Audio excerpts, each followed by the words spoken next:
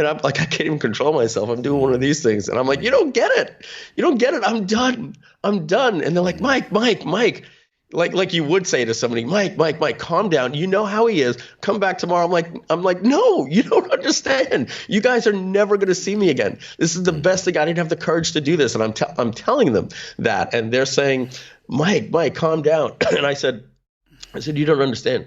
I feel like Mel Gibson right now. And I yelled, freedom. Hey, what's up? This is Paul Murphy. As you just saw, that was Mr. Mike Filsaime. We've recently become friends, and he was able to hop on a call and share his entire story the other day. So I'm going to leave this raw and uncut, but you're in for an absolute special treat today, because he takes you from right back when he started in his first business, from leaving the motor industry, takes you on the full journey of what he went through, what he did, and how he got to where he's now getting his groove on and launching like a ton of new products.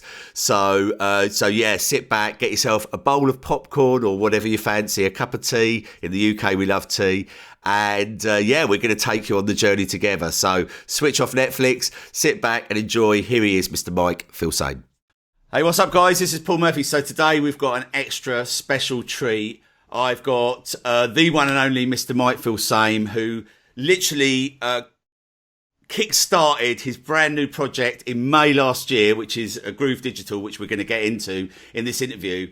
But he's also agreed to come on today and actually talk to us about his journey and you know where it's been. And the actual weird coincidences is that Mike and I both started business in 2002. So we recently hopped on a call together, and we actually very, very generous, gave me 2 hours of his time, and he's agreed to do an interview for our channel today and also for my podcast. So thanks ever so much for coming on, Mike. So good to see you, man. Absolutely. My pleasure, Paul. And yeah, folks, Paul and I spoke for about nearly 2 hours the other day. We really hit it off and got together. And we were like, yeah, hey, we should definitely do a podcast for your folks, because we got along real well. So we wanted to carry that on for you guys. Yeah, absolutely. You know, it was really cool. I mean, it was one of the best experiences of my life, because suddenly I'm chatting to you, and we've recently been working together with Groove Digital. Obviously, I've been, you know, connecting with you via that, basically, really. And that's how we got chatting. But yeah, so I mean, basically, Mike literally kick-started Groove like last year, but he started his business in 2002. But what I wanted to actually ask you, Mike, if that's cool with you, is you come, like, both of us come from different industries, right? I actually come from insurance, and you come from the motor industry, right? That's right. Yeah, I even before the motor industry, that was kind of it was kind of instilled in me through a couple of ways. Through my dad, he owned a car dealership. He used to own a Mazda Peugeot dealership on Long Island called Wanto Mazda Peugeot, and now they're just Wanto Mazda. He'd sold it years back, but so my dad would come home every night at 11 o'clock at night and tap me up and wake me up because he needed company, and I'd be like, "Come on, Dad, I'm sleeping." And he'd be like, "Come on, come keep your old man company." And I'd sit there at the table, like this, and he'd be talking to me, eating his cheese and crackers and telling me about his day. And so I slowly, got a passion for the car business. I suppose my brother did too. But I went a slightly different way right out of high school. In 10th grade, the Commodore VIC-20 had come out, or I think actually 9th grade. And by 10th grade, I was with a Commodore 64, and I started programming. And I was really, I was a real good student when it comes to math. I was top of the class.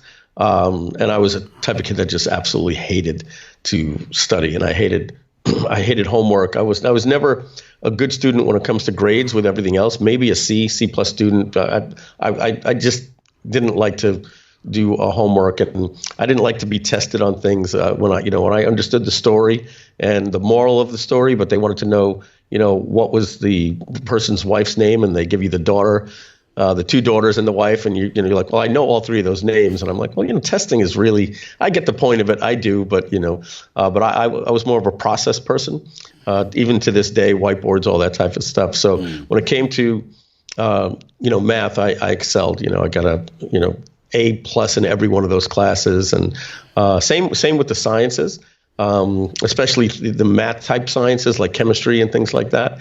And when it came to computers, there was no computer classes in my school up until the senior year. But I've got 4 years programming on a Microsoft.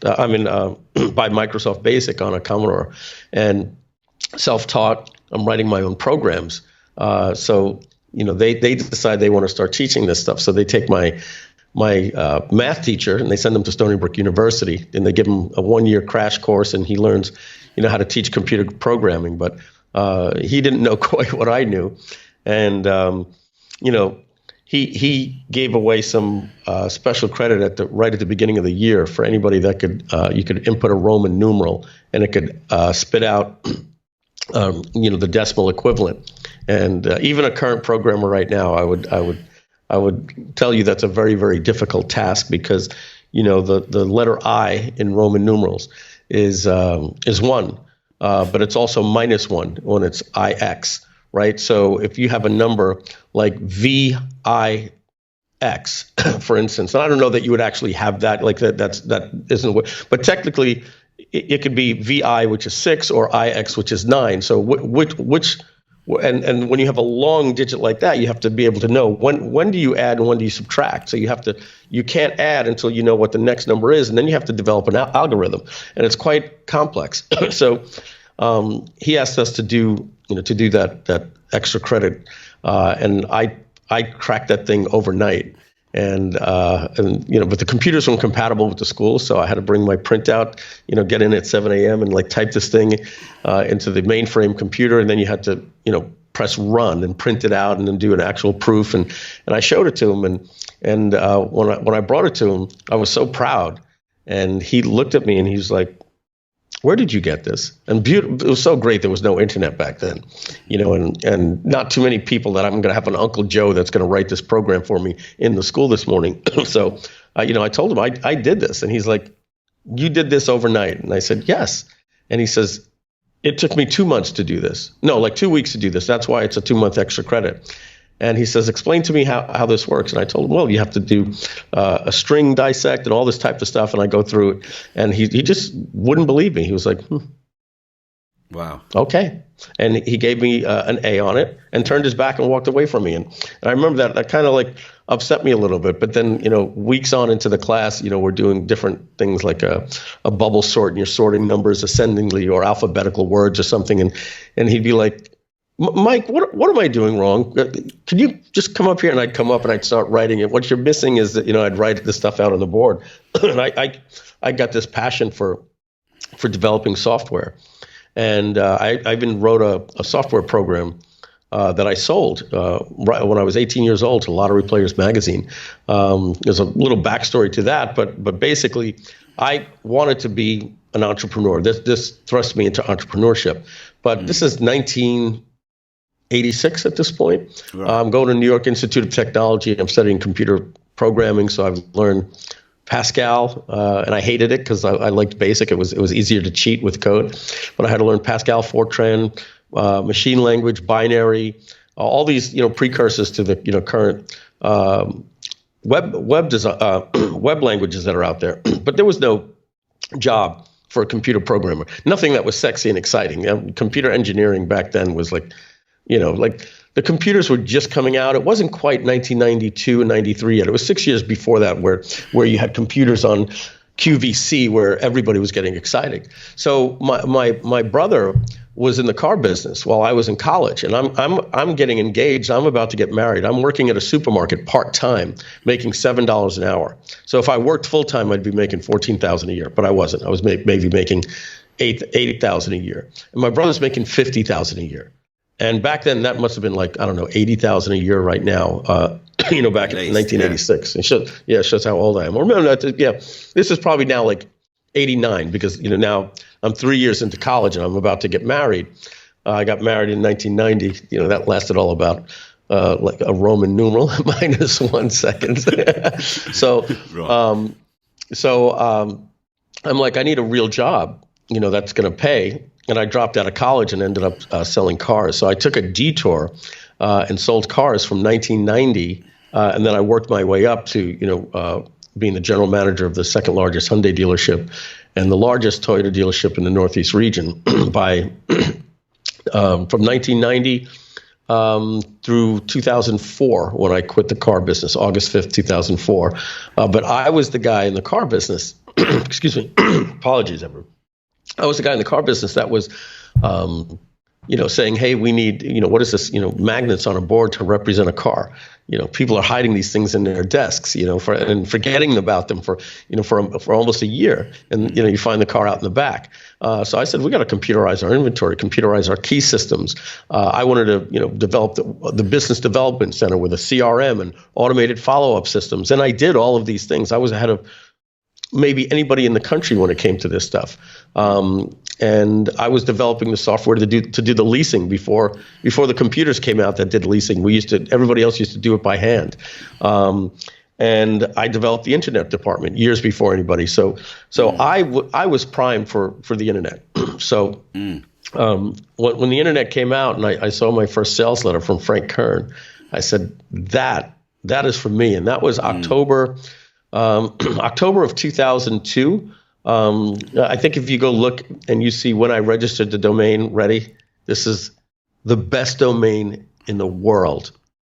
And it was 2002 when everything was available. Right. I decided to get letsallworkathome.com. As sad as that sounds, it's a little embarrassing.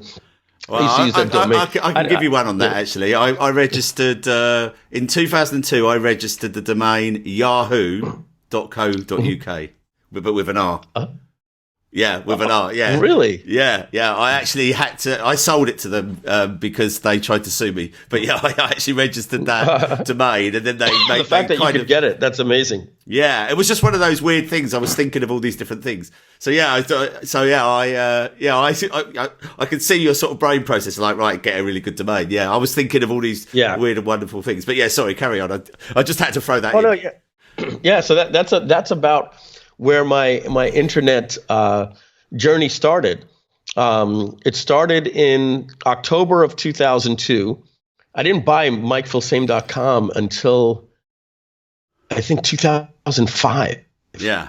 Like nowadays, you'd be an idiot not to at least see if your name is available by the time you're on for a month, and then you find out everybody's got it.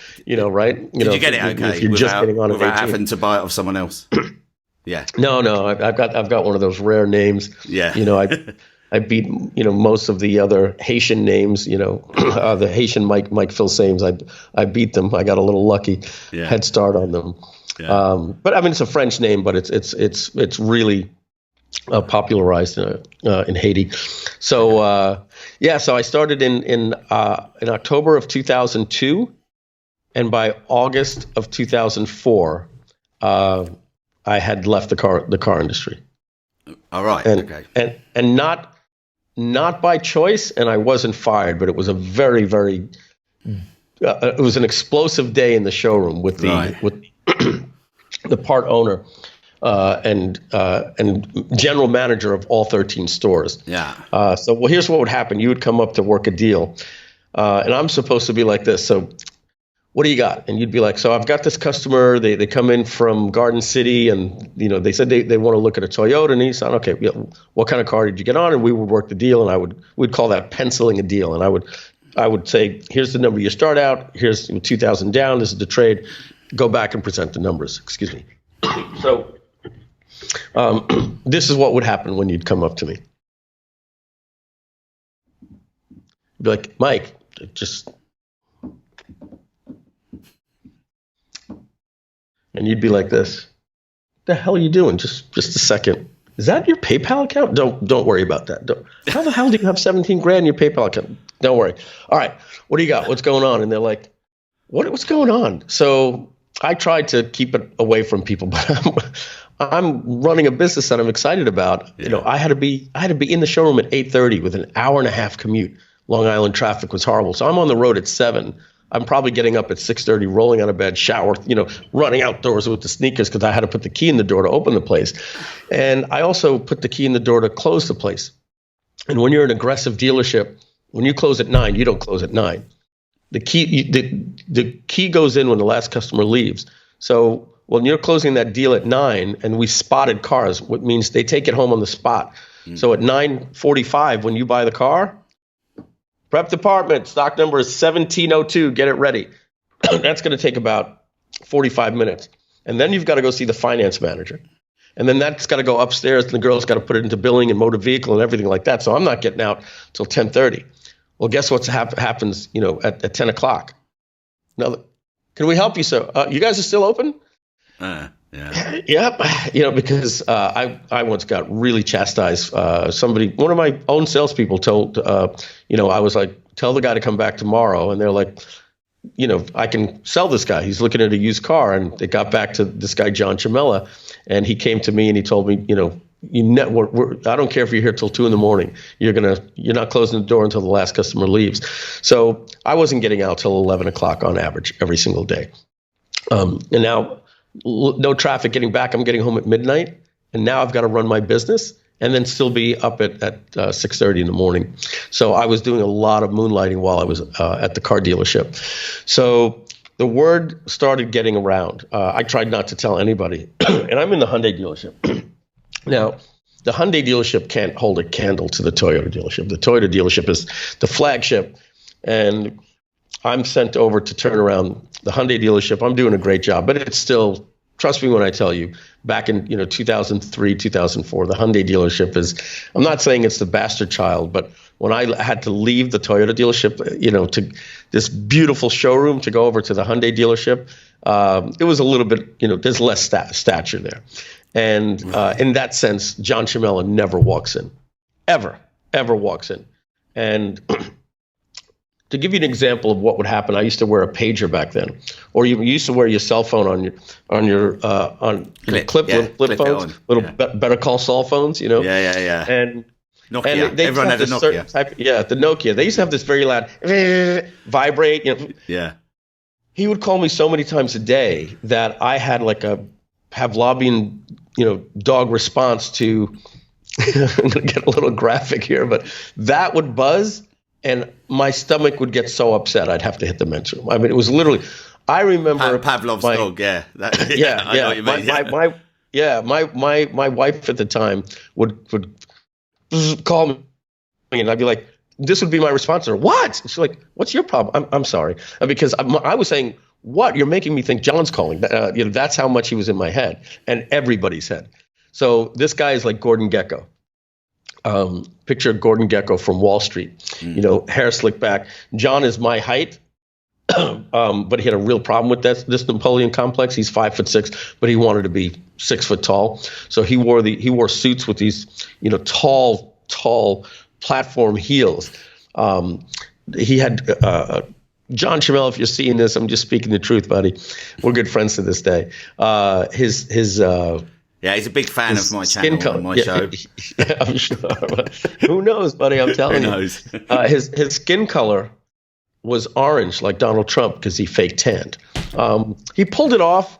He had his hands manicured. Literally, people would come into the showroom, and he'd be there, in the showroom getting his haircuts and everything. A very intimidating mafioso type, even though he wasn't, wasn't anything like that. But in Long Island, New York, everybody wants to be Italian. Everybody wants to be a tough guy acting like they know somebody in the mob. It's like kind of like, like they idolize The Godfather and Goodfellas.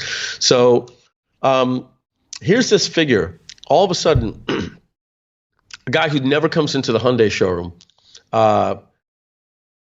He's the type of guy when you call, you're like, quiet, everybody, quiet. How many cars do we have? How many ups? Hey, John. Yeah.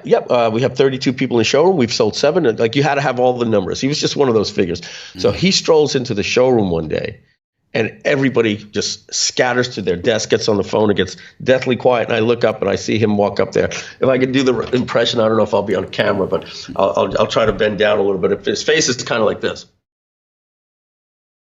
And he walks in and he sits right next to me. And we had one of those podiums, right in the center of the showroom where we're looking out, and he sits right next to me.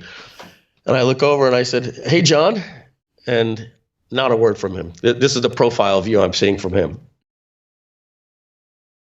And I see him going on to I'm a storyteller, Paul. I'm sorry. So I go on to he goes on I think we're getting your days are numbered at this point.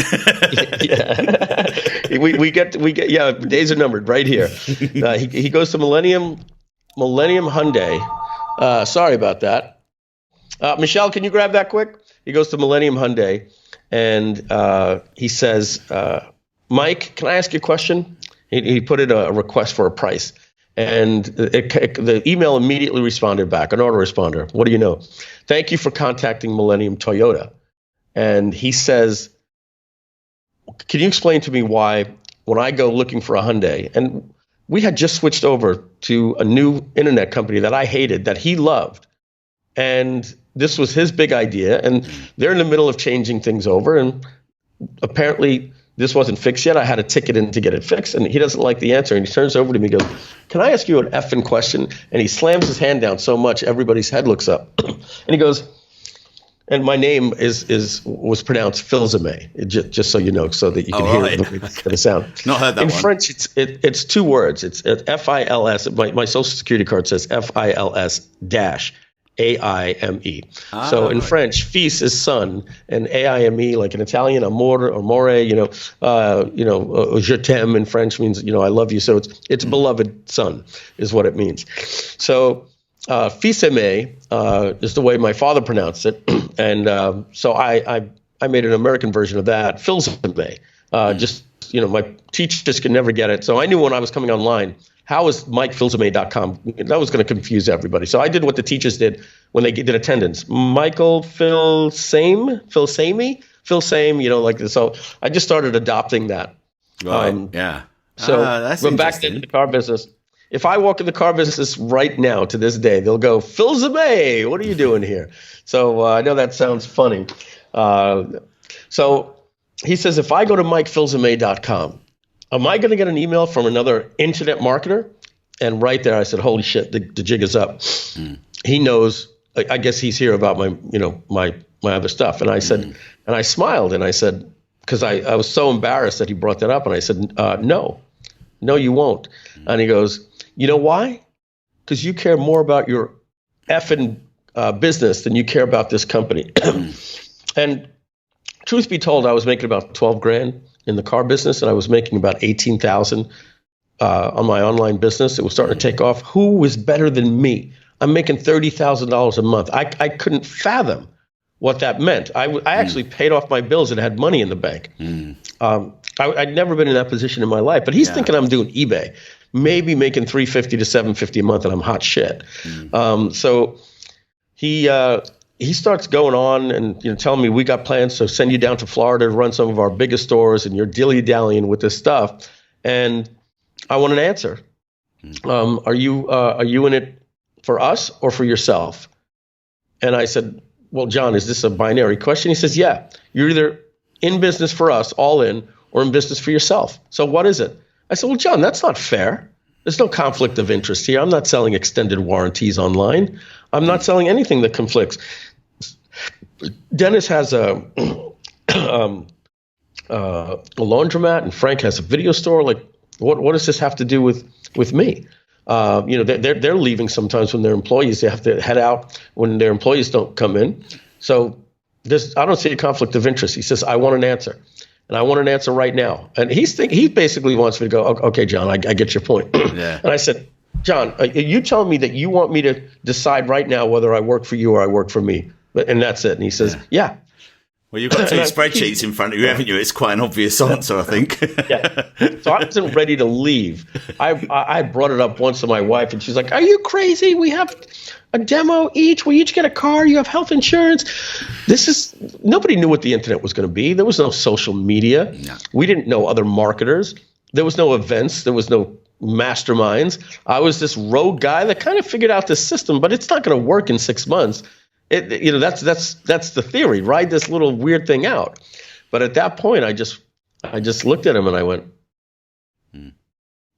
John, it's been a great 5 years. Thank you very much. And he looked at me and he said, wouldn't shake my hand. He said, really?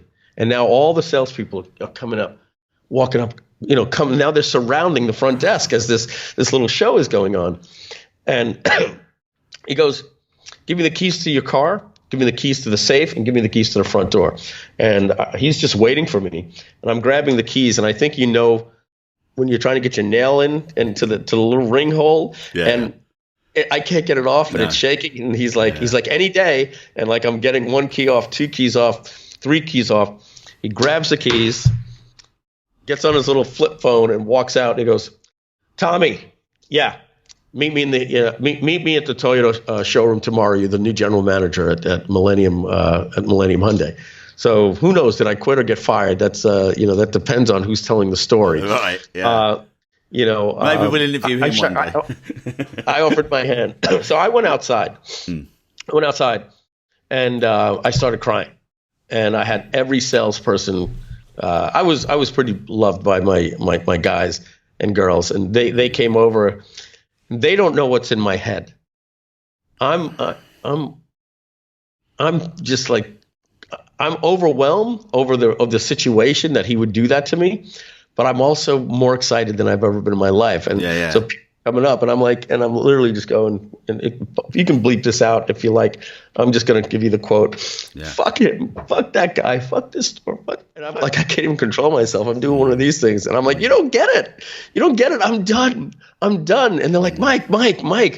Like you would say to somebody, Mike, calm down. You know how he is. Come back tomorrow. I'm like, no, you don't understand. You guys are never going to see me again. This is the best thing. I didn't have the courage to do this, and I'm telling them that, and they're saying, Mike, calm down. And I said, you don't understand.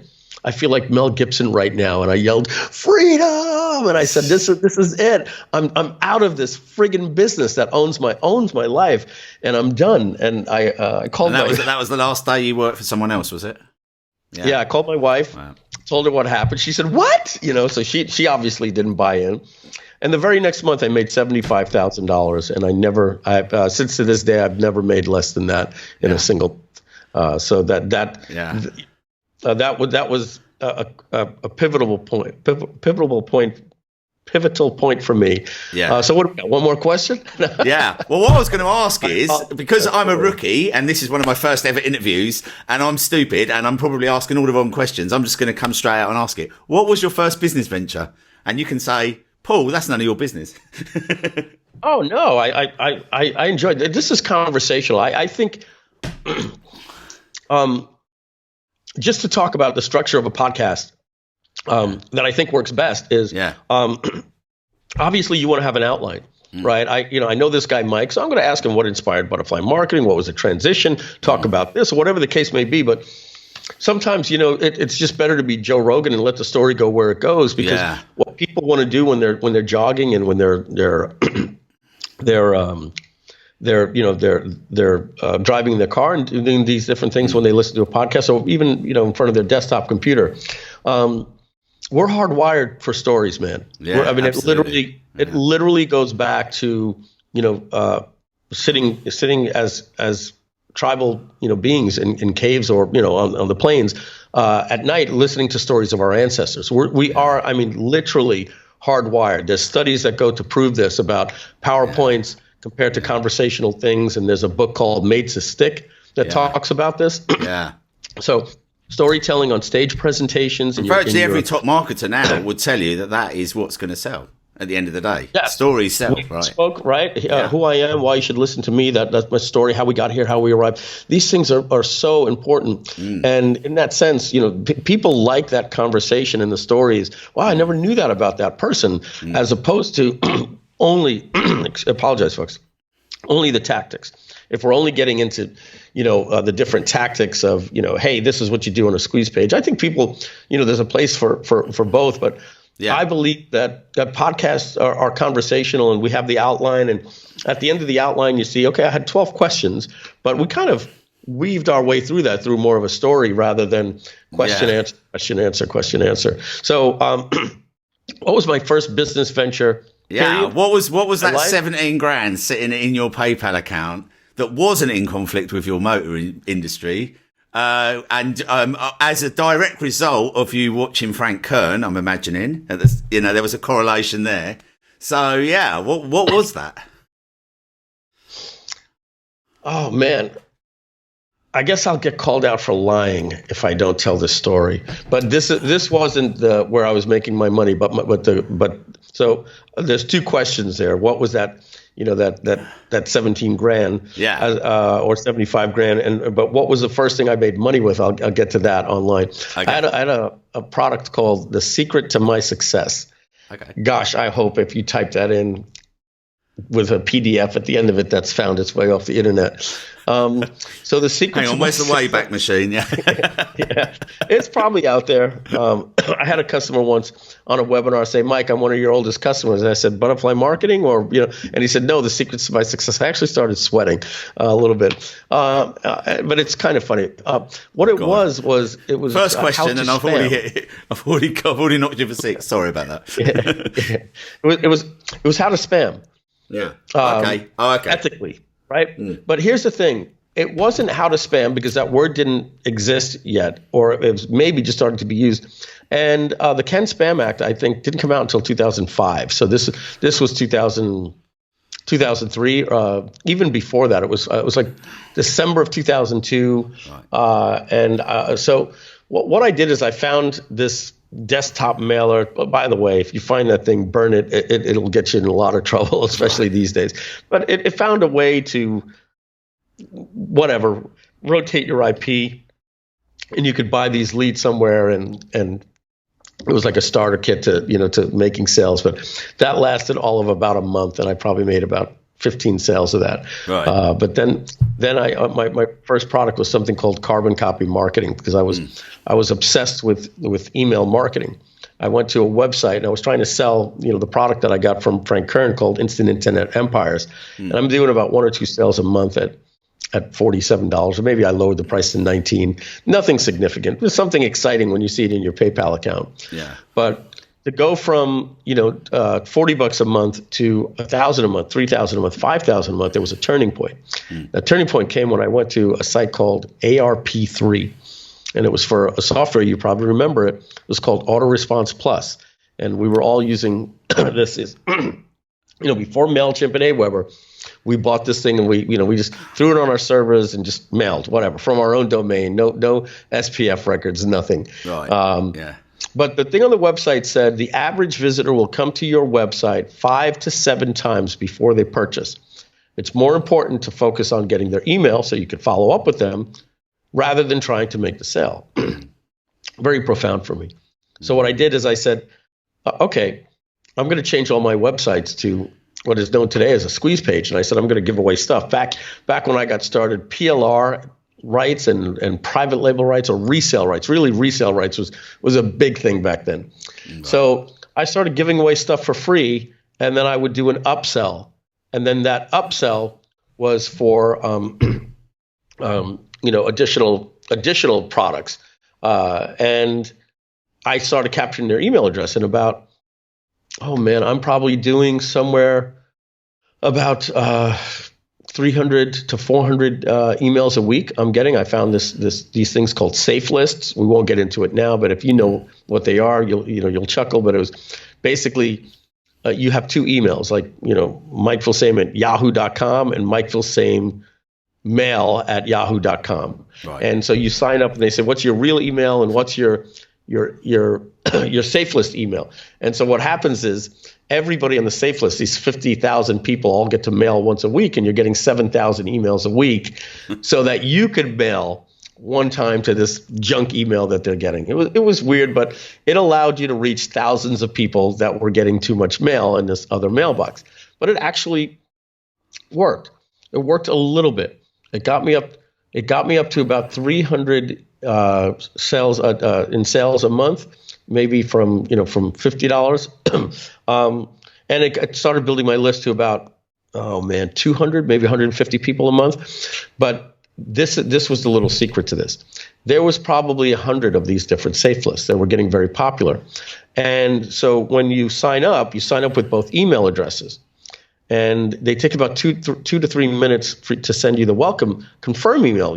So if I can't just add your email, you're going to start getting thousands of emails. So they make sure you confirm. My regular email, my AOL email came, and before anything else came.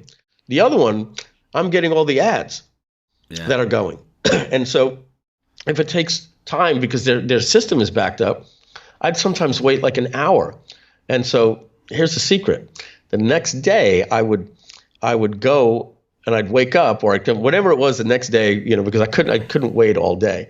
I would sort the inbox, and the inbox would either say one of two things: confirmation of email, and it would start with a C, and then there was another one. And I said to myself, what if I'm not the only person that's doing this? Yeah. What if I'm not the only person that's doing this, that's going in and saying, there are the 3 that I signed up for yesterday. Yeah. And so I started making my subject line say confirmation of email. And then it would say, it was a little, I certainly wouldn't say black hat, but you'll see what I did here. But it's a hook, isn't it? It's a hook. Get them to open it. Is that right? It was a hook, and it would say confirmation of powerless email. Yeah. So I created a list of the 10 best of these and used my affiliate link and got paid when they upgraded. But so when they clicked, it would put this little thing up at the top, and it would say confirmation failed. Please start again. And it looked like create account. Yeah. And they were just creating an account to my little membership called Powerless that told you about these other resources that I had. Yeah. And so I went from getting 50 to 100 emails a month to 1,000 emails a month overnight. And so wow. Who's on my list now? I can send it to you. I'm asking for your admin email there. Yeah. So not your safe list email. So I got your real email address. Yeah. I would get, paul@paulmurphy.com. Yeah. And who are you? You're a person that wants to mail offers. So you're like me. Yeah. So I had the perfect audience. Yeah. So Paul, after 1 month, I made $1,000, and I had 1,000 people on my list. After a couple of months later, I had 3,000 people on my list, and I made $3,000 that month. Mm. And then a couple of months after that, I've got 5,000 people on my list. Total PayPal, my ClickBank, everything, $5,045. Mm. Let me see. At this rate, how long is it going to take me to get to 50,000? I'm going to get there in 11 months. No, I'm doing the math wrong. Hold on a second. Yeah. Because these numbers, what's it going to be like to make 50,000 with? Why would anything change? I'm seeing the more people I have. So I went on a tear. Yeah. A tear of getting email addresses. And I built the largest email list known to man. Yeah. 2005. And that was 2005. So the $1 an email. I've heard that a lot of people say that. Would you say that that's still that was as relevant then as it was now, as it is now? Now as it was then. I coined that phrase. Yeah, you coined it. I coined the phrase. It's in the book Carbon Copy Marketing. And I said I realized that I could make $1 a day for every I think my email. I was sort of becoming one of the Rat Pack boys at that time. I was starting to be lumped in the names with Yannick Silver and Corey Rudel and Frank Kern and Armin Moore, and I was building that reputation. So I was the guy that was doing email, and I was on stage, every single stage, saying $1 a day for every name on your list. And it became part of our folklore and lexicon now. So it is. Yeah, a lot of marketers mention it. And when you was actually saying that, I was thinking, I wonder if that's where they got it from, because you're literally saying 1,000 emails, $1,000. 50,000 emails, $50,000. Amazing. I'm sure that held true. That held true all the way up, as long as I was able to put a full-time effort into it. So Carbon Copy Marketing was 2003, right? And I left the car business August 5th of 2004, and at that point, I started developing software, and that's kind of that process right there of giving something away for free, and then having an upsell, was turbocharged with butterfly marketing. That was the seeds of butterfly marketing there. So I've got a question here, because I don't know what butterfly marketing is, and you were talking a lot about it last time. So I've looked it up. So the actual definition that I've got here is butterfly. You can tell me if this has got nothing to do with what you're talking about. But it says here, butterfly marketing is understanding that very small changes you can make just one time early in your marketing can have a dramatic effect on your results, your income, and your business, good or bad. That's my words. That's your words. I've just read Mike Filsaime. That's right off the sales letter. That's okay. Excuse me. So, butterfly marketing comes from the butterfly effect, right? It comes from chaos theory. The butterfly effect says that a butterfly flapping its wings, in one part of the world, creates tiny little changes in the atmosphere that are so small they can't even be measured. Certainly into affecting the weather, but it puts these tiny changes into the atmosphere that over time can change what would one day be a tsunami that wipes out the Indonesian coastline to being a very sunny, beautiful day, and vice versa. Yeah.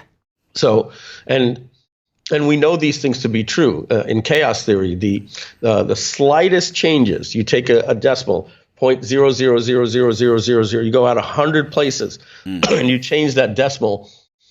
You've ever heard the expression that the universe is so finely tuned that the equations that make it work are something like 10 to the 52nd power in a decimal point in gravity. If you change that at 10 to the 52nd power, which is a ridiculous number. Like, it's just an absolutely ridiculous number. There's barely that many particles in the entire universe. That's like how big that number is. And if you change that by just a 0.1 all the way at the end of that, our universe would just vaporize, within a matter of minutes, right? So it's so finely tuned. So in that sense, a butterfly flapping its wings, we don't know what that's going to do, but over time, it's going to make that change. And this to me was fascinating. It was also fascinating to me in the sense, it's in my book, Butterfly Marketing. I tell these stories. You're Pontius Pilate. You're there, and this is not a religious thing or anything. I'm just saying, at a point in history, it's crucify him. He's done nothing wrong, and blah blah. Crucify him. All this different stuff. So he capitulates and says, "Okay, you get what you want. We're gonna crucify him." That one decision. You look at the Crusades. You look at the Romans, what they did with Christians, with the gladiators. You look at the Spanish Inquisition. You look at you just go through history. What Christianity, call it fate or whatever, but that decision changed the world in drastic ways. And so here's another one, right? You say, what could anything like that be? What could a drop of rain on somebody's nose mean? Well, I'll tell you, my dad was going to a party in Brooklyn with his two buddies, and they get out of the car and they're walking to the party that's in this building on the 12th floor, and he feels a little drop of rain on his nose, and he says, and he's dressed really, really nice, and he says, hey, did you guys feel, is it raining? And they said, no, we'll be all right. He says, yeah, but later it might be raining. He says, I'm going to go back to the car and get an umbrella. You guys go and I'll meet you. They said, okay. So he heads back to the car. He goes in, grabs an umbrella, and his friends are gone and they're headed up to the party. And he gets to the elevator, and a young lady walks up, and the elevator opens. They get in, and he says, what floor? And she says, 12th floor. And he says, oh, me too. And he sees her all dressed up, and he says, hey, are you going to the Bourgeois party? And she's like, yes, I am. And he says, oh, so am I. Who do you know? And they start talking. He said, and he basically goes like this and says, let me bring you into the door. That was my mom. Wow. So if that drop of water didn't hit, that little thing changed the universe. No, Mike. Because I wasn't born. Anybody that I've affected, anybody that I've helped with butterfly marketing, any of the softwares that have been created, Webinar Jam, everywhere. Yeah. The world, I'm not saying it's better or worse or anything. I'm just saying the internet marketing industry is a different world because, I won prizes by 2 sales when I won a Nissan GTR from people. You know, these things have this butterfly effect that change things. So butterfly marketing, that whole theory was for me something to say, hey, I'm going to give you about 50 seemingly insignificant things that you can do in your business that I promise you over a year are going to have such an incredible impact. Trajectory. So I'll give you like one example, but I'll complete the premise of butterfly marketing right after this 30-second example. We would give people promotion tools and call them step 1, step 2, step 3, step 4, step 5. We're building that into GrooveFunnels, in fact. And one of them would be something called a logout page ad. And it's, hey, do you have a membership site where people log out? Put this embed code. When people log out, and it'll say, you're successfully logged out. Now, Mike Filsaime is giving away this free little thing, right? So that thing right there might find me one day, Grant Cardone. Just might be logging out of something. What is that? And then Grant Cardone gets exposure to it. He invites me on his stage, and he tells his 50,000 people about it. And a movement, a butterfly effect starts because I've given you these little things. And I don't know that specific thing is going to happen, but with enough people telling enough people, these things would happen. So butterfly marketing took this premise of giving something away for free, having an upsell, but adding 2 more things or 3 more things to it. Number 1, making that customer an instant affiliate. So you needed to get their username and password because they needed an account to track their stats. So I had to develop a software ahead of its time that allowed you to create an account rather than just a name and an email address. Number 2, it had to sign you up for an affiliate program. I did that. Number 3, I was the very first software in our industry to have one-click upsell. Butterfly Marketing had that built in. I created a dynamic website. If you bought this, you get this page to download. If you didn't, you get the free version. Wow. So you had an upsell, and after the upsell, you landed on a page, and the page would say this. So let's say this was the free report, and this was the upsell, the audio version in the report. So I would say, and it said, "Hi, Paul," blah, blah, blah. And there'd be a video and a link underneath it of promotion tools of step 1 through 10, and then your product that you wanted for free to download. And if you bought the upsell, it inserted this right underneath it. So it said, "Hi, Paul." Oh, I didn't say hi, Paul. It said, "Hey, it's Mike Filsaime. Thank you so much for requesting the free report. I think you're absolutely going to love it." And if you bought the upsell, you're going to find that right underneath. But before you go, you're going to notice right here underneath this video is an affiliate link. Now, I've gone and made you an affiliate for my software. Now, here's the thing. You may notice that there was an upsell. And if you bought it, great, you're going to love it. Now, I want you to know that 1 out of every 5 people that sees that upsell buys it. So if you can tell 10 people, what that's going to mean is $50 in your account. And I'd call these do the math, and I had the stack. And if you've ever seen that little stack, and it says, so if you can tell 10 people, that's going to get you $50. Yeah. If you can tell 100 people, that's going to get you $500. If you can tell 1,000 people, that's going to get you $5,000. And I would say in over a year or 2, if you can tell 10,000 people, I'm going to pay you $50,000. So all you've got to do is grab that link and follow. And it was very important to say follow steps 1 through 10. I won't get into why that is, but people don't like things to be incomplete. If you don't number things, then I call that the all-you-can-eat buffet. But if you number things, it's no longer the a la carte menu. It's the special that gives you the soup, the salad, the appetizer, the main course, the dessert, and the cheese platter. And all of a sudden, if you go from soup to salad to main course, you're going to be like, "Hey, wait a second, you didn't give me the appetizer." Yeah. And your wife's going to go, what are you talking about, babe? It's shrimp cocktail. You don't even eat shrimp. Yeah, but I paid for it. And, they shouldn't skip. It's part of the sequence, part of the deal. So that's the way your brain works. So step 1, step 2, and if you stop at step 8 and there's 2 more steps to go, you feel very incomplete. We feel this internal pain by not completing things and getting that little check mark. Gamification proves that, right? It's a mild form of gamification. So I tell you, so you've got all these things down here. Follow all the steps. You'll find a blog review. You'll find a pre-written email sequence for your next 3 days that you can add to your email autoresponder. There's videos to show you how to do that. I've given you an email signature and how to change that in your Gmail and your Outlook. I've given you a signature for the Warrior Forum so that you can change every time you make a post, et cetera, et cetera, et cetera. And Amazing. Here's some safe lists where you can go out, send emails. And I trained my people to become affiliates. Yeah. And here was the next best thing. And you'll also notice right here, it's telling you your percentage. So if you'll see it says 25%.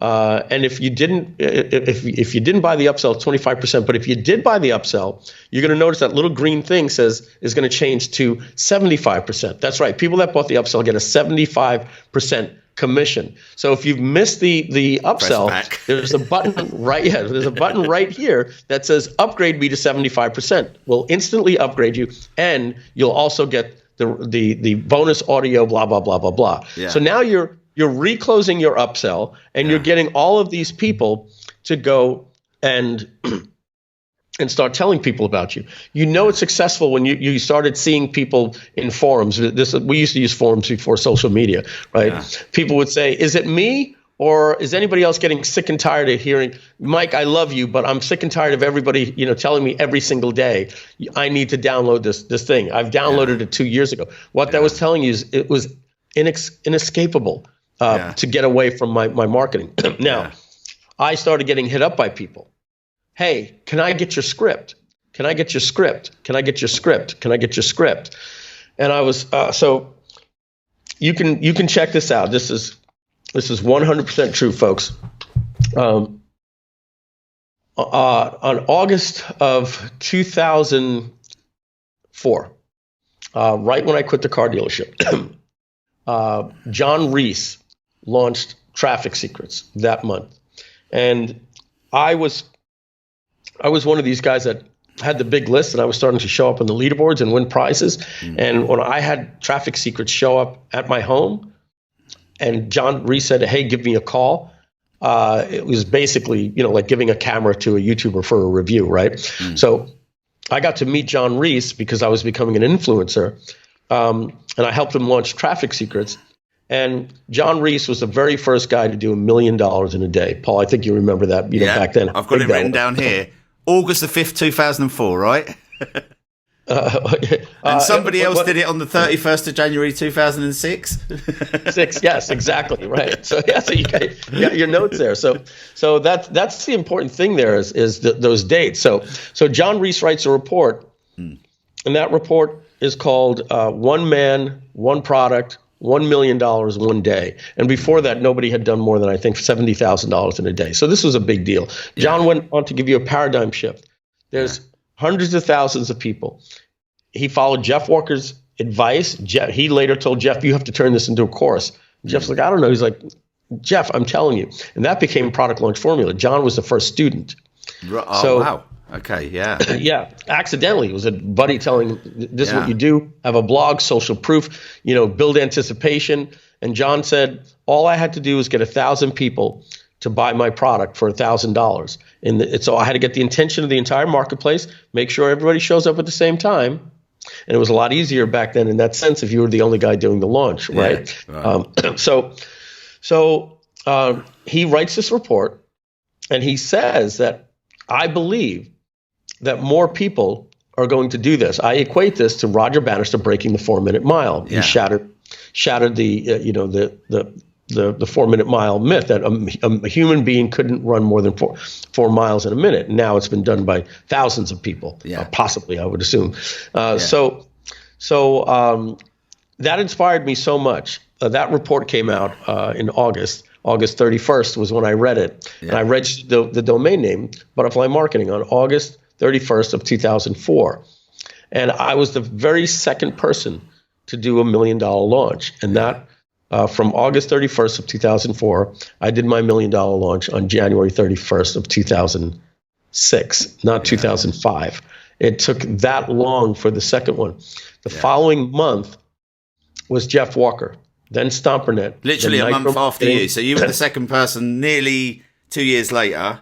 And a year and a half later. From there on in. Yeah. Amazing. Yeah. then Stompernet and Rich Sheffrin all that same year. But this is the real important part. So I believe I really should get the story straight, but I believe there's been 11 human beings to ever walk on the moon. I believe the number is 11. It could be 9, but I think it's 11. It could be 13. But out of those people, they've all been Americans, and they were all from the Apollo space program, and nobody's ever been back to the moon since. The very first flight, we all know the names. The first man to walk on the moon was Neil Armstrong, and the second man was Buzz Aldrin. Can you name anybody else that's ever walked on the moon? Shamefully, no. And you asked me this 2 weeks ago as well, and I still don't know. Yeah. Nobody can. No. Yeah, nobody can. Yeah.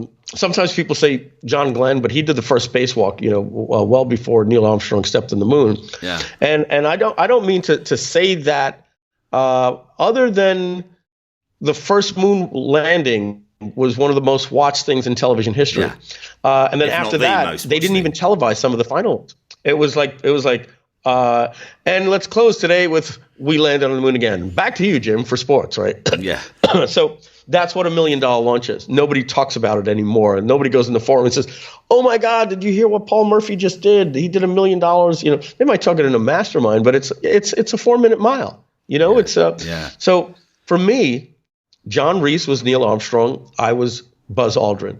Yeah. And that put me on the circuit. When everybody else became like, and everybody else. And for me, that launched me to some additional #blessing stardom on top of the pioneering things that I did, because I not only was Buzz Aldrin, I also did $1 million launch. I also had a product called Butterfly Marketing. So there was this beautiful thing that happened, and then finally, if you notice, it was Butterfly Marketing. Before that, I did a Pay.com Power Link Generator, Viral Friend Generator, and went on to do, just continue doing software. So I took what I knew from computer science and my love for computer programming. I can't write a line of code today with PHP, but I could look at it, understand, and I know the limits of what I could tell my developers to do and what I can't do. And when they say we can't do that, I'm like, yes, you can. If you have the customer's IP address, you match that up in the data. Oh yeah, you're right. So I have enough of that to guide them. It's like I can understand Spanish, but I can't speak it, that type of thing. Yeah. But if people look at me as an internet marketer, in that sense that I'm an internet marketer, but I'm not. I am a software developer entrepreneur that learned salesmanship in the car industry, applied that passion, that knowledge to my passion of software, and that's why what I'm known for is Power Link Generator, Viral Friend Generator back in the old days, Pay.com, Butterfly Marketing, and then Evergreen Business System, Deal Guardian, Webinar Jam, Kartra, GrooveCart, Groove Pages, Groove Funnels, like everything I've ever done. That's interesting. Everything that I've ever done is software. I'm not an info product guy. I've created information products like Webinar Genesis to give you for free when you bought Webinar Jam, so I could make you better at webinars. I've done very few info products over the years. The two big ones were Video Genesis and Traffic Genesis that I did with Andy, and that company was called Marketing Genesis. It's no longer called Marketing Genesis. It's called Genesis Digital, because I said, hey, Andy, that was great. I'm going to go launch this other thing that I've been working on called Webinar Jam. And he said, well, that's just not fair, Mike. Are we partners or are we not? What do you expect me to sit around for 6 months while you go do these different launches? And I said, I know, but Andy, I've been working really hard on this thing. And he's like, software, Mike, I did it with Kajabi. It's a pain in the neck and I don't want to do software. And I said, look, why don't you partner with me on this thing? And I'll make you my partner. He goes, so how does that work out? And I said, I own 50%, I'll give you half. And he goes, with all due respect, Mike, I appreciate that, but who's your other partner? There's no way that this guy is getting Andy Jenkins and Mike Filsaime, and he's making twice as much money as both of us. That doesn't make sense. The only way I'll consider it, and I'm not even excited about this, what he called about this product of the day. It's going to be here today, gone tomorrow. The only way I'll consider it is I want equal shares. I don't want anything more than you or more than Hector. But by the way, he's 100% right. Right? He's 100% right. He's got to come to the table. We've got to be equal partners. And so I went to Hector. Hector didn't like the fact that out of the blue I called him and said, "Hey, you got to dilute yourself because I'm working with Andy." But he called back an hour later and literally said, "What am I, an idiot? I'm getting Mike Filsaime and Andy Jenkins." He said, "Yeah, I'd rather have 33% of a watermelon than 50% of a grape. I'm all in." And showed Andy the demo of the software. He was like, "Wow, this is really, really cool." Went on to do $2.3 million and it was making so much money. We did one more digital product after that, and that flopped. And it was called Genesis Labs. And then we followed that up with EverWebinar and Kartra, and it became a software company. And so these were my products. I remember the day that I called Hector and I said, "Hey, Hector, there's this thing called Google Hangouts, but there's no way to tell people after they register. There's no registration system. We can develop what we did with the Evergreen Business System, and we can embed the Google Hangout and blah, blah, that became Webinar Jam." And then after that, I said, "Hey, Hector, why don't we just take this better platform that we're making a SaaS, and instead of embedding the Webinar Jam, we'll just embed a video, and that'll become Evergreen Business System, Webinar Jam, EverWebinar." That's a stupid name. I said, no, it's a cool. Everybody hated that name. Oh, really? Hated that name. Oh my God! It's in the consciousness now, isn't it? Who doesn't know EverWebinar or Webinar Jam?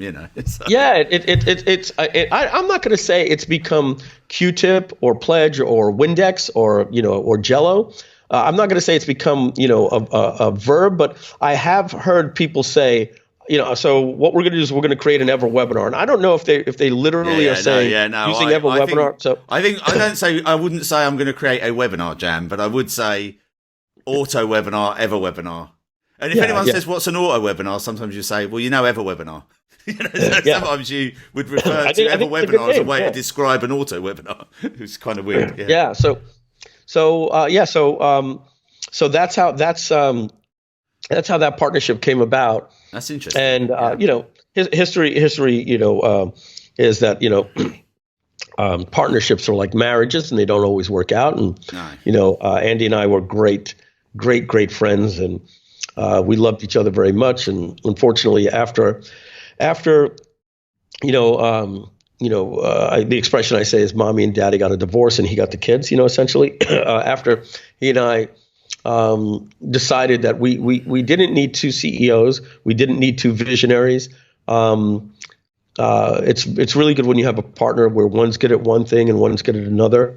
We were both good at the same thing. We had too much respect for each other, where money likes speed. You want to come up with an idea and go. And how it was with me and Andy is he'd call me and say, "Hey, I got an idea," or I'd call him and say, "Hey, I got an idea," and he'd be like, "That's not a bad idea, but how about this? What do you think about this?"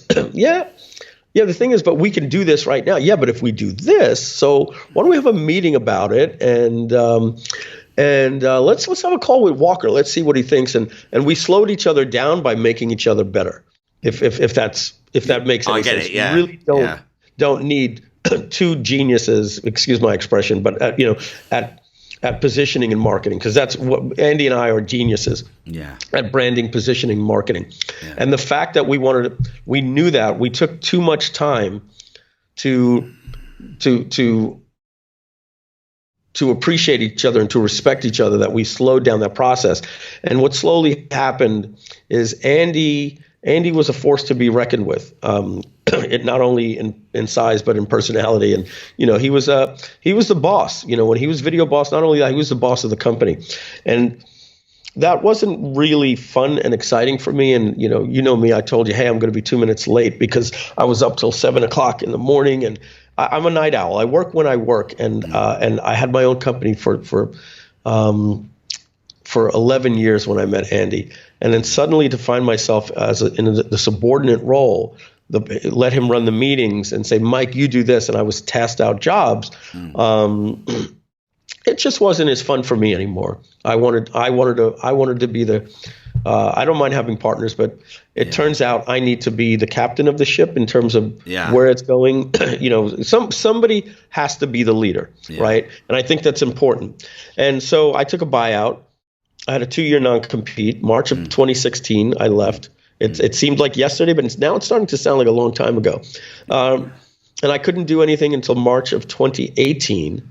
And they launched Kartra in April of 2018, and Andy was sick. Yeah. And he called me and said, brother, man, hey, would you mind help me launch this thing? And I know it means a lot to you. And I said, well, it's kind of like my kid, but, we never told anybody that I took a buyout. This is going to really confuse people. They're going to really associate me with this thing. And to this day, I have people saying, Mike, I have your Kartra, but I look at GroupFunnels. It looks very similar. Why should I get that? I'm like, well, I sold. Well, you launched it. It's like, yeah, it's a long story. I was helping out, my former partners. That goes to show you we were getting along. But that launched April, and my buyout had ended. My 2-year buyout and my non-compete ended. And in June, I'm at Omar Martin's event, Commission Expo. And there's 2 guys there. One guy I know very well, John Cornetta, and the other one's Matt Serralta.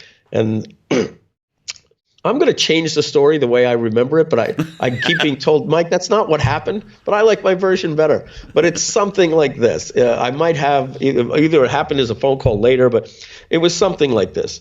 Mike, man, what you're doing with Kartra, that is really, really great. We'd love to show you this thing called Ultra Fun Cart. But it's probably a conflict of interest being that you have Kartra. But man, would we love to have you help us launch this thing? And I said, well, I'm not with Kartra. What are you talking about? You're talking to everybody about the case study of this thing. I said, and I explained the story, and they said, oh, well, would you be interested in this thing? And the very same thing happened with Matt Serralta. He owned the company, and he asked John Cornetta to help him market it. And John said, hey, I know e-commerce. I'm really good at e-commerce, but I'm not a branding guy. You really need to talk to Mike Filsaime. We'd have to get Mike Filsaime. So Matt, I said, all right, so I like it. What's the offer? And he said, well, I'd like to do a 60-40 split. I said, okay. Who gets the 60? And he said, me. And I said, okay, and we get the 40? Yeah. So I said, not interested. What? I said, not interested. I said, Matt, I don't know if you know me or who I am, but I have an opportunity right now to have 100% equity of my own business. And I said, I'm going to tell you something. Whatever that's going to be, it's going to be successful. And I don't know that this company is going to be successful without me. It might or it might not. But I can promise you whatever I do is going to be successful. So there's no way that you're going to get me to come in and do Mike Filsaime to this brand, be the front man, and have you make three times as much money as me. I'm going to come to resent you and dislike you. And would be very, very unhealthy for the company. So you're entitled to what you want, but I appreciate it, but that doesn't work for me. and then John's like, whoa, wait a minute. So Mike, what do you think? More like, 50-25? I said, no, equal partners. I'm not. Same Andy's pitch. I said, I'm not asking for any more or any less. And I said, and trust me when I tell you, when you're getting Mike Filsaime, you're getting the better end of the deal. I know it was a little cocky to say and everything like that, but I've built software brands. I built Webinar Jam to the second largest webinar platform in the world in 2 years. Say goodbye to me and go continue on with Ultra Fun Cards. How's that been working out for you? And I say that my partners, if they're listening, they understand. We love each other. We all have our roles in the company, but I knew what I could do for the company, and I just wanted to be an equal partner. So Matt said, I think that's just too much, and called back the next day and said the same thing. I'm crazy. I'm excited. Let's do this. And I said, okay, first thing we need to do change the name. We've got to change the name. No, I knew you were going to say that straight away. So I said, give me a week, and I'm going to come up with, and they kept throwing out names at me, and I was like, no. And it was like, it's a good name. And I said, yeah, but it's a good name, but all the other things aren't available. Mail, pages, blah, blah, blah. And they were like, what are you talking about? I knew where I was going. Yeah. I was pointing over the fence like Babe Ruth. I was calling my shot. I was being a visionary. I said, I need a brand where I can expand back to digital marketing. Steve Jobs had a vision for the Lisa computer. Yeah. And for the Macintosh. Yeah. And he put his heart and soul into that thing. And one day, for whatever it is, he found himself outside of his own company. And he was the DNA of that company. Yeah. And I believe that I was, even with the previous company. I really do. Right. And that's my opinion. But those were the inceptions of my ideas. And I was the one that said, it can do this, it can do this, it can do this.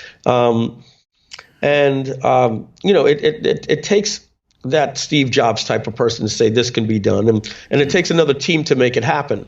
But I see myself as more of a time teller than a clockmaker. You can teach people how to make clocks, and you can make a factory and a process and have 1,000 people doing that. But being able to go out in the middle of a field and look up and say it's 12:37, how do you know? Well, I have this ability. I'm a time teller, and I feel that I have that with software.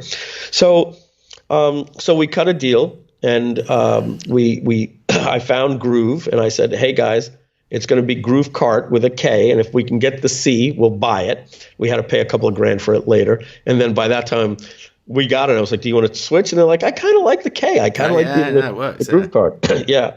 And then from there, just, I said, this thing needs a page builder to really separate it. So I'm going to go see if I can find the guy that we hired for Kartra Pages, see what he's doing. And that's Matt Nouse, our partner. Yeah. And then the other guy. Can I just backtrack a little bit? Why did you start with the cart software? What was your thinking behind that? Or was that where you were already kind of focused before you got started? No, they approached me. It was already done. Yeah. It was done. It was Ultra Fun Cart. It was. Oh, sorry. Yes, it was Ultra Fun Cart. So it was all. So we weren't deciding on where we were headed. We were already doing cart software, and then it became I met them in June. Yeah. I flew down in July. Yeah. To meet them. Yeah. Shot a JV video. Yeah. August 31st, I had moved into this house, and I moved from San Diego to Florida. That's how quick I was committed to these guys. I said, I'm going to move to the East Coast because of the time differences and me waking up late. I couldn't get to them sometimes till 2, and I'd have to say, guys, can we move it to 3? And to me, I'm just getting started. And to them, they've been up since 6 a.m. and it's their 6 o'clock, and they're putting the kids to bed. Yeah. So when I came out to shoot the video, John was like, why don't you move out here? And I said, with the taxes and everything, it might make sense. Why pay 13% state tax in San Diego when I can pay 0 tax here and be with you guys? So I moved, and then we launched Groove Cart in December. With a page builder, and Matt that was Nouse December 2018, right? Yeah, 2018. Yeah. So a year and 4 months ago. A year and 4 months. Wow. Yeah, and you literally kick-started. I've got here May 2019. So Groove Pages, I'm assuming was the next project, and Groove Pages was kick-started literally less than 12 months ago. Right. So many happy accidents. It's been 11 months. It'll be 12 months on May 3rd. So it's about. It'll be 2 weeks, 2 to 3 weeks. It'll be a year. And, yeah, thanks. And in 1 year, we have completed Groove Pages, Groove Sell, Groove Affiliate, and in 2 months we launched Groove Mail, Groove Member, Groove Video for the Groove Funnels initial product.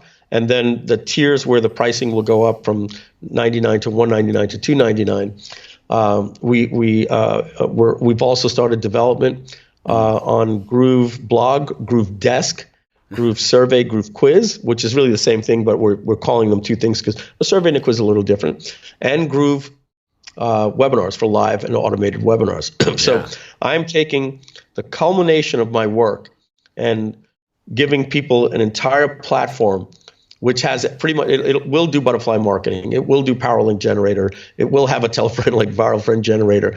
It'll have an affiliate marketplace like pay.com. We can do the processing for you if you want, like Deal Guardian, or you can do your own processing with no fees like Kartra.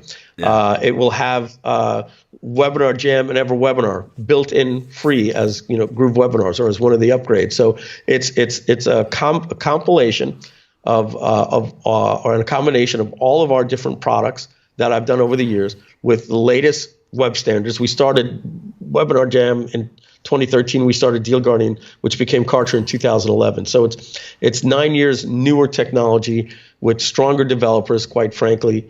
And it's all because of our backers. We offered a lifetime deal, and we've since raised $2.8 million. I checked last night for it in 1 year.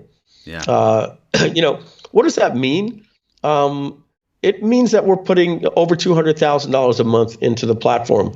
I live on a salary, so do my partners, and every single time we see that we're making more and more money, we hire more developers. We weren't going to be doing group webinar, group desk, group blog, group survey, and group quiz up until that was going to be finished first quarter of 2021. It was going to be finished April of next year. But we're doing so well. We've decided we hired 6 developers last week. And so we're looking to finish the entire project by August 31st. Wow. Unbelievable. What took 7 years before, we've done in a year and 3 months and better. Unreal. I'll tell you an interesting fact as well, guys. Zoom went from 10 million users to 200 million users. Is that right? Literally overnight with the pandemic that we're in at the moment. Everyone in the UK had never heard of Zoom a month ago, 2 months ago, right? Now everybody is phoning their friends on a Friday night because we're all locked down in our houses. My wife's on doing Zoom. Zumba classes on Zoom. Yeah. So you're the maths genius. Let me work this out. Is that 2,000% increase in customers overnight? Is that right? From 10 million to 100 million is 1,000%, right? 1,000%. So it's a 2,000%. So 200 million is 2,000%. Yeah. 2,000%. So tell, if you don't mind me asking, I hope you don't mind me asking, but I'm being a bit cheeky on this. I think you love it. But so how many customers did you go from to overnight about a week ago? I think it was a week ago. So about a month ago, because of the state of the COVID, everybody's doing these interviews, and it's like one guy's Skype like we're doing now, and every now and then it's like, do you Slack? It's like, okay, and then Zoom became the thing, and then suddenly Matt Zeralta gives me Uber conference. I'm like, Uber conference? I mean, why? And he's like, well, they're giving you a free business account right now. So I go to the site, uberconference.com, and it says letter from the CEO to help out businesses that need to work virtually. We're taking our, $49 a month plan, $99, $190, whatever it is, and we're giving it to all small business owners for free for the next 90 days to help them. And I was like, hey, yeah, that's really, really good. He's helping out the community. How can we give back? Now, we got to be transparent here. At the end of the day, that is self-serving, right? Uber Conference is saying, I'm gonna help out entrepreneurs, and hey, we're gonna have all these new users. If it's good for Zoom, maybe when this is done, more people will upgrade. But whatever it is right now, we're giving it to them for free. Let's make no mistake. So I said, let's take off something that we were never going to sell. It was going to be part of a suite. Let's just give it away for free. Let's snap up GrooveSell, which is something like Pay Kickstart that you pay $99 a month for. And we think ours is better than anything out there. So let's give this thing that we could sell alone at $99 a month and just give it away for free. And so I called the staff and I said, hey, I got this idea. We're not going to do any upsells. We're going to be very authentic. We're not going to ask for a credit card ever, and we're going to tell these people that if we upgrade something, there's going to be no catch, and they're going to be looking for a catch. So I said, what I want to do is I want to promise them that there's no upsell, and then I want to have an upsell with a page with like a progress bar. And as soon as you actually had an upsell page that said, I promised you no upsell. There is no upsell. Yeah. This is the upsell page. There is no upsell. This is no upsell. Yeah. I thought that was absolutely genius. What are we doing here? Yeah. And then we gave them an unadvertised bonus, and so there's an upgrade button in there, but we didn't want to do a one-time offer. We didn't want to be manipulative, and we didn't want to be self-serving. But there are people that are saying, oh, but I do like the fact I didn't know you had this. Yeah. And this is a pretty good deal. And so to answer that question, where do we go? Well, before that, we were doing 7 to 9 backers a day, meaning offering that lifetime that's funding this project until we launch in June. where people pay a one-time price and they own it for life and they'll never pay us again for the entire suite.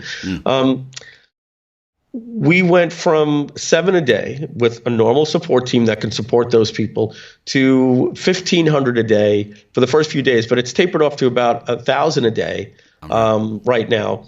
And those people don't know that they didn't pay. Yeah. It doesn't matter to them. They're using our software. They're in our Facebook group, and they're using Group Pages Lite, and they got the same questions that somebody did that paid. Yeah. And so we went from 10, not from 10 to 100 or 10 to 200 would have been the same as Zoom. Yeah. But we went from 10 to 1,000. So I think that is a 10,000% increase in people. So because of that, we're getting more exposure to the offer. We've quadrupled sales in the company, and we're pouring that right back into the development. And that's why we've decided to take that 2021 thing and move that up into the end of the summer. So by the way, guys, if you're watching this on YouTube, I'm going to put the link up on the screen. You can go and sign up. And I have been freaking out about this.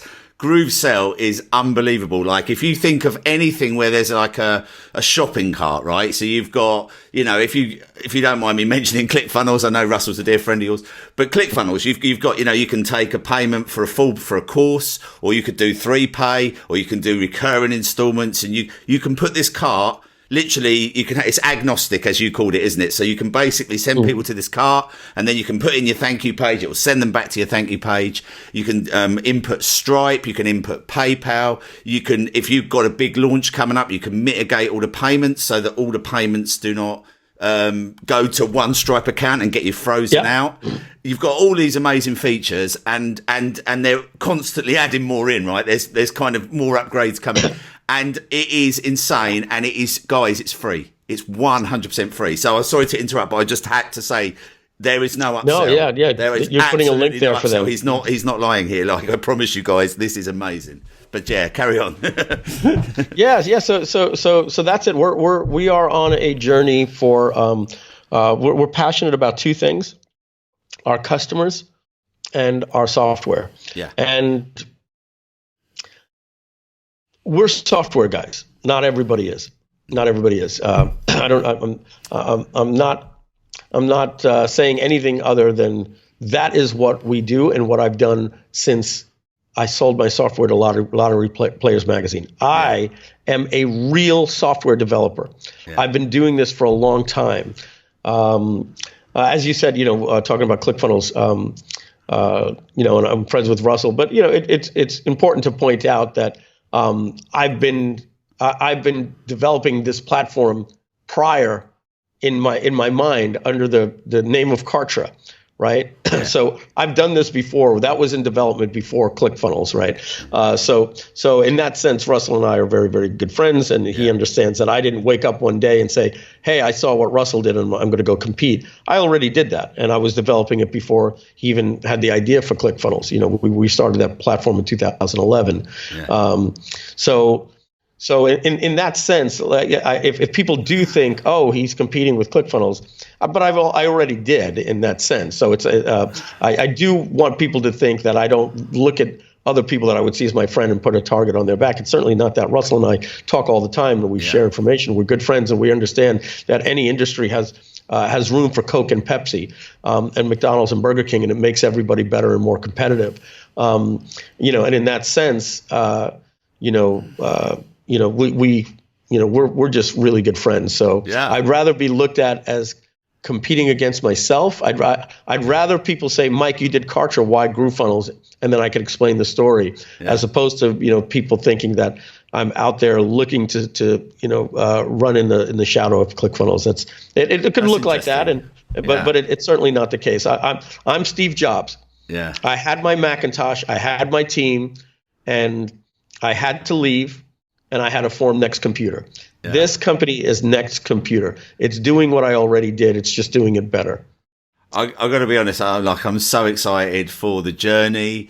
Like, we're coming up for an anniversary, guys. So if you wanna go and join the Facebook group, there is a Groove Digital Facebook group, and it has just literally exploded overnight.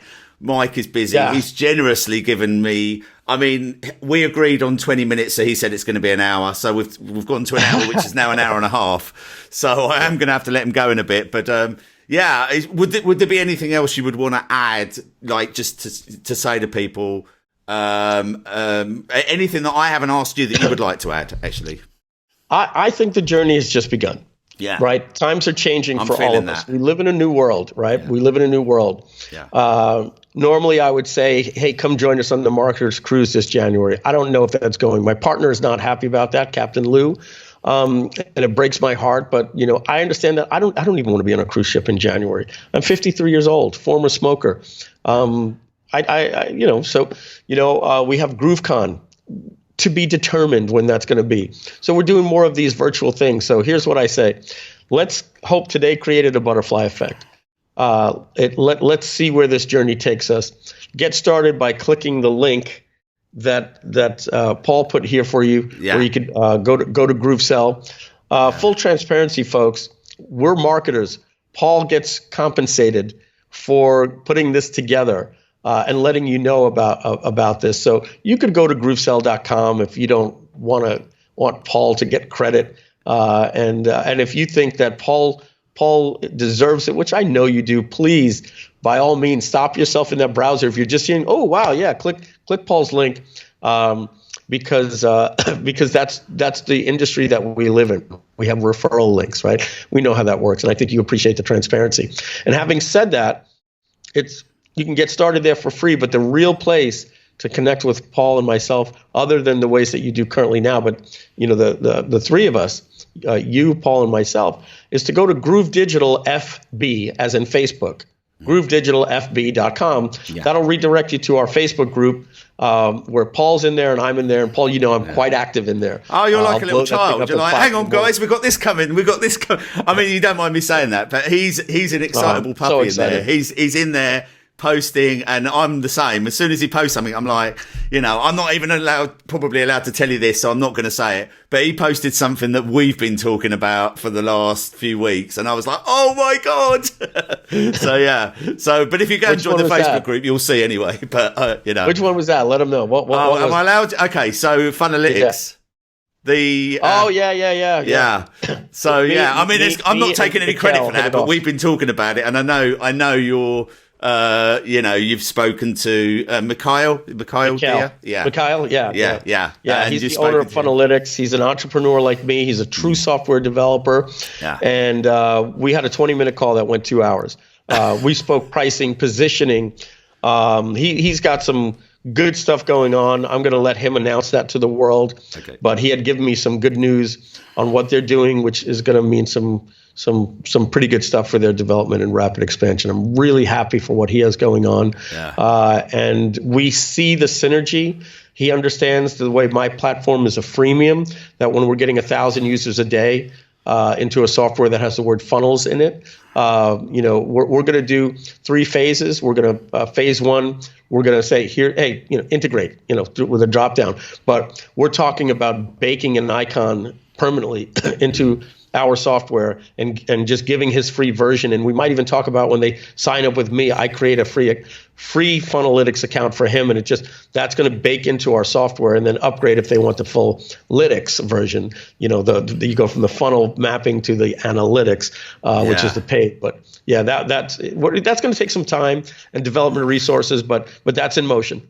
Any plans to have the page pop out, when you click on it so that you can edit the page? Or is that even further down the road? That's what we were talking about, deep integration. That not only will it pull the screenshot in, but we're gonna make our APIs talk that you can click edit page in there as well. How about that, guys? Right, if you're on YouTube now and you think that would be a game changer, for you to whiteboard your funnels, but not only that, see all of the analytics so you can see what's converting, what's going down. But not only that, click on it and it opens up.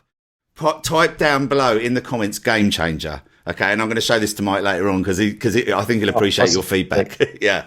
So I mean, all in development. So we've got Groove pages, Groove, the whole umbrella's Groove funnels now, right? Am I understanding that correctly? Yeah. Yeah. So in there we've got Groove. So what happens was it was Groove apps because At first it was Groove pages, and then we were like, we're going to expand this, and it's going to be weird for people to be logged in. Do we want to be Groove Pages? You know, like if Lead Pages was Lead Pages, but then they started offering all these things. If they just did email, they could be Lead Pages. Yeah. You know, but do we want to just be Groove Pages? Yeah. And so we said, let's create something a little, quote unquote, as the word of the day, a little agnostic, right? When we log in, that doesn't mean anything, and then the apps will have their own little thing on the sidebar. So that makes sense. Apps, let's call it Groove Apps. Yeah. So that's what we did, is we called it Groove Apps. And I realized, Mike, what's the difference between Groove Apps and Groove Pages and all? And I realized we were starting to confuse people because they were hearing Groove Apps, and we had Facebook pages called Groove Apps, and it just wasn't sexy. Yeah. And what was sexy? Groove Funnels. Yeah. But these two guys owned it. And I reached out to them, and one day they responded. I sent out one of these, hey, I don't know if you know who I am, but, you know, I was even cheeky about it. I was like, listen, this brand belongs, here, because, you know, you guys started in 2015 as an agency, but from what I can see, you've moved on to other stuff. And wouldn't it be a shame for me to have Groove? And I listed all these different things. And I said, you'll see Groove Funnels one day, and you'll know that you bought a domain name that helped me. And they got back to me, and they said, yeah. And we came on a price that was fair for both parties. And if I hope these guys are listening, it took 4 months for them to get it. What was supposed to be about 2 weeks, but then the holidays and then the virus and all this stuff. And I'm getting ready to launch. And I'm like, and you know, when you start pestering people, guys, just checking in. Yeah, Mike, like we said last week, we're waiting for the hosting company to get back. We don't know how to get our data off there. And I'm like, for the price I'm getting, it's good enough for everybody, but it's also enough that I could be a pain in the neck where they're like, you know, who needs this? So I'm telling my partners, I don't know if we're going to get it. And then one day, Mike, we got everything off. What's your name cheap? Can we transfer? And that day we had it and started building, you know, like right now it's a very limited site because we're focusing on, I hit the enter button. I think you switched your camera off. Oh, there you go. Thank goodness it was my camera and not the red button. Sometimes you do that. I went to hit my mouse and then move my keyboard and I hit enter. I've hung up on people sometimes before. So not on my first interview, please. Yeah, right. So we got the domain, and fantastic. Right now we're focusing on the Groove Cell. But so then I told my partners, not only are we going to be Groove Funnels with the brand, but when you log in, it has to be Groove Funnels. Oh, okay. So like, when do you want to do that? When we launch? I said, no, next week. I said, because we're going to be getting 1,000 people. Well, I didn't know it was going to be that much, but because Groove Cell, I believe, is going to take off, I want to immediately be Groove Funnels. I want to be mentioning it in the videos, and it just has to be done. Yeah. So we worked our butts off to make sure nothing broke, and we switched the servers from Groove Apps to Groove Funnels. So Groove Funnels is not an app. No. It's a brand. It's a brand. It's a brand that you log into that has apps called Groove Pages, Groove Cell, Groove Mail, et cetera, et cetera. Yeah. So just to round up then, so we've got Groove Funnels, and then we've got Groove Pages. Is Groove Cart part of that? No. No, Groove Cart is a separate thing. It's a separate thing that competes with Shopify. However, we're merging the authentication into the same username. We're going to merge. So you're going to log in to the platform with one sign in, and we're reskinning it to look like the app. You won't know that it's different, and we're going to be getting rid of it selling on its own. We're going to be giving it away for free without a custom domain, and we're going to freemium model that thing as well. But if you want to have a custom domain, you'll have to upgrade into the Groove Funnel suite, and Groove Cart is going to become part of the Groove Funnel suite. Right. Crikey. So we've got Groove Cart, we've got Groove Pages, coming Groove Video, Groove Mail, which is an autoresponder. You've even got your own payment gateway. Am I right to mention that? Which is Groove Pages. Groove Pay, is it? Yeah, I'm going to share my screen. Groove Pay is our merchant processing. Cool. My mouse decides to stop working right here. Yeah. If you're seeing my page right here, do you see my screen? Yeah. Okay, let's. Here we go. Let's go here. Perfect. Okay. So, so we've got Groove Funnels, which is Groove Pages, Groove Sell, Groove Affiliate. That's all available now over at groovesell.com through your link. And then coming this July, excuse me, is Groove Mail, Groove Member, and Groove Video. And then the future that we were talking about is Groove Blog, Groove Webinars, Groove Desk, Groove Calendar, and Groove Survey.